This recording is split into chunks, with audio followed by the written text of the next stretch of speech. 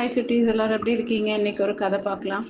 ஒரு நாள் முல்லா தெருவழியாக நடந்து போயிட்டு இருக்கும்போது ஒரு குடிசையோட வாசலில் கடந்து போகும்போது குடிசைக்குள்ளேருந்து ஏதோ ஒரு சத்தம் கேட்க உள்ளே சென்று பார்த்தார். அந்த குடிசையில் ஒரு ஏழை விதவை பெண். அவளுக்கு 10 வயதில் ஒரு மகன் இருந்தான். அவள் துணிகளை தைச்சு கொடுத்து அந்த வாழ்க்கையை நடத்தி கொண்டிருக்கிறா அப்படிங்கிறது முல்லாக்கு ஏற்கனவே நல்லா தெரியும். வீட்டுக்குள்ள தாயும் மகனும் ஏதோ சண்டை போட்டு கொண்டிருக்கதை பார்த்து, இங்கே என்ன நடக்குது அப்படின்னு முல்லா கேட்டார். அதற்கு அந்த பெண், முல்லா அவர்களே, இவன் எனது ஒரே மகன். ஒழுங்காக பள்ளிக்கூடம் போக மாட்டேன்னு அடம் பிடிக்கிறான். அறிவுரை சொல்லி பார்த்தேன், அடிச்சும் பார்த்தேன், ஆனால் பள்ளிக்கூடம் போக மாட்டேன்றான் என்றாள் தாய் வேதனையோடு. தம்பி, நீ பள்ளிக்கூடம் போக வேண்டியது அவசியம் அப்படின்னு முல்லா சிறுவனுக்கு புத்திமதி கூறினார். நான் பள்ளிக்கூடம் போவதே இல்லை அப்படின்னு அடம் பிடிச்சான். முல்லா அந்த பையன் தாய் தைப்பதற்காக வைத்திருந்த விலையுயர்ந்த துணி ஒன்றை எடுத்து துண்டாக கிழிச்சு விட்டார்.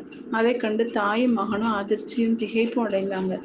அம்மா, முல்லா விலை உயர்ந்த துணியை கிழிச்சிட்டாரே அப்படின்னு பையன் கேட்டான்.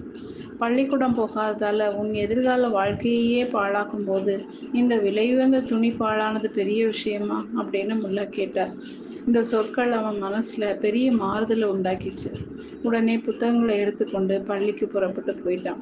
அவன் போன பிறகு முல்லா தான் கிழிந்த துணியின் மதிப்புக்கேற்ற விலையை கொடுத்துட்டு புறப்பட்டார். இதுல இருந்து என்ன தெரியுது?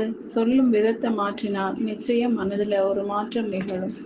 ஓகே சுட்டீஸ், இந்த கதை பிடிச்சிருந்தா லைக் பண்ணுங்கள், சப்ஸ்கிரைப் பண்ணுங்கள், ஃப்ரெண்ட்ஸ் அண்ட் ஃபேமிலிக்கு ஷேர் பண்ணுங்கள். கூடவே இந்த பெல் ஐக்கானையும் கிளிக் பண்ண மறக்காதீங்க. பாய்.